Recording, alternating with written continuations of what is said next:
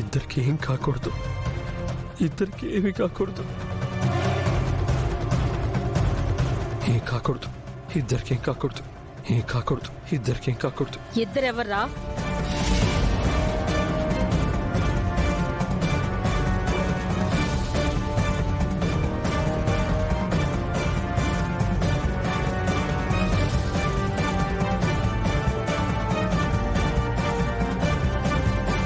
నిన్నే అడుగుతుంది. ఆ ఇద్దరు ఎవరు? ఏ ఇద్దరు?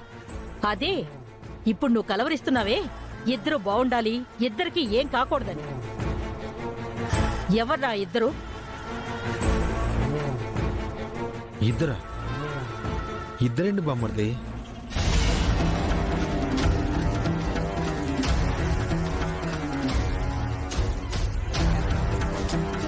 నిన్నే అడుగుతుంది, చెప్పరా ఎవరా ఇద్దరు? అరే అది తను, నేను నానమ్మా. మళ్ళీ మేమిద్దరం బాగుండాలి అని చెప్తున్నాను, తనకేం కాకూడదని. నువ్వు బానే ఉన్నావు కదా, మళ్ళీ ఇద్దరు అని చెప్పడం ఎందుకు?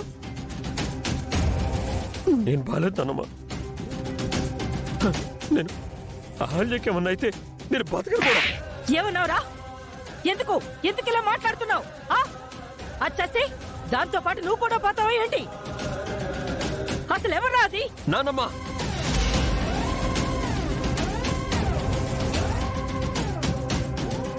ఇంకొకసారి అహల్య గురించి నువ్వు అలా మాట్లాడుకో. ఏరా, అది మాత్రమే నీ మనిషా?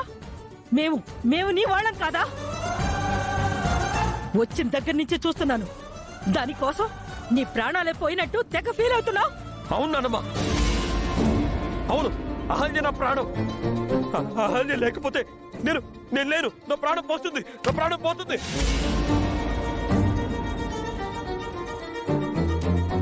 అది నీ ప్రాణం అయితే మేమంతా ఎవరురా? ఎవరు మేము? చెప్పు. అదితి ఎవరు? నీ కత్తి మాత్రమే కావాలా? మేమక్కర్లేదా? దానికోసం నువ్వు చేస్తానంటావేంట్రా? అమ్మా ఆపు. ఎక్కడికొచ్చి ఏం మాట్లాడుతున్నావు? ఈ టైంలో కూడా ఇలా మాట్లాడుతున్నావు? అసలే అహల్యకేమవుతుందో అని వాడు టెన్షన్ పడుతున్నాడు. అంత టెన్షన్ పడాల్సిన అవసరం ఏంటని నాన్నమ్మ అడుగుతుంది. ఎందుకంటావేంటి? అహల్య వాడి భార్య, వాడికి ఆ మాత్రం కంగారుండదా?